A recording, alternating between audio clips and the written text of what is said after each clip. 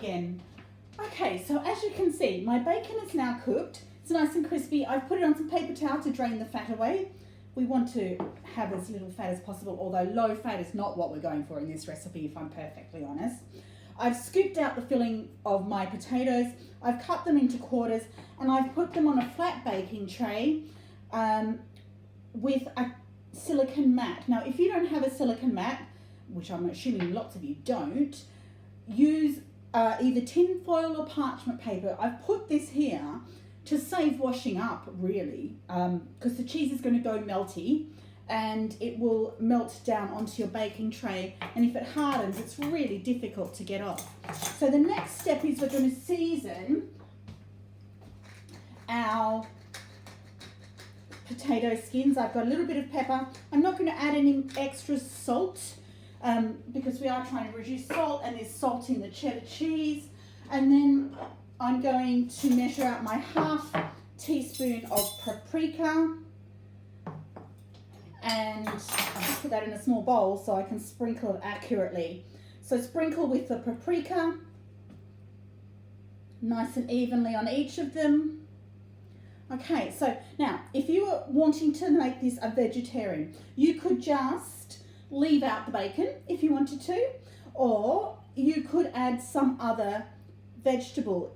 Peppers come to mind. You could fry some peppers down so they're lovely and soft, or you could actually add grilled peppers, which makes them go beautifully sweet. You could put olives if you wanted to. Mushrooms, you could cook off some mushrooms if you wanted to. That would be lovely as well. It's really up to you.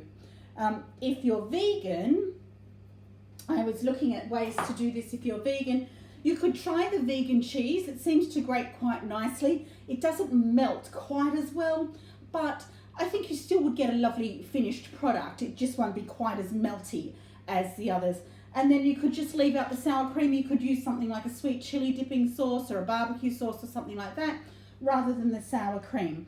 So once we've seasoned with our paprika, you're going to take half the bacon and fill each of your potato skins with that bacon. Okay, so we're going to have a layer of bacon on the bottom.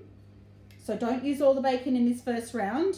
We just want half of it used in the first round. We're going to create like a bacon sandwich. Okay, so a layer of bacon on the bottom, and then you're going to mix, like we've already done, mix your mozzarella cheese with your cheddar cheese,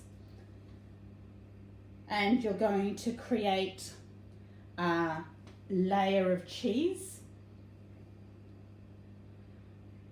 Okay, well, I'm making a mess of that.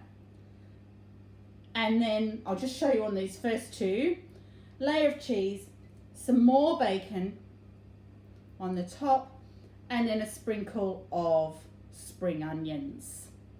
Okay, so let me just recap. We've got seasoning, bacon, cheese, bacon, spring onions. I'm going to finish these up and I will be back with you in just a moment. Won't be long.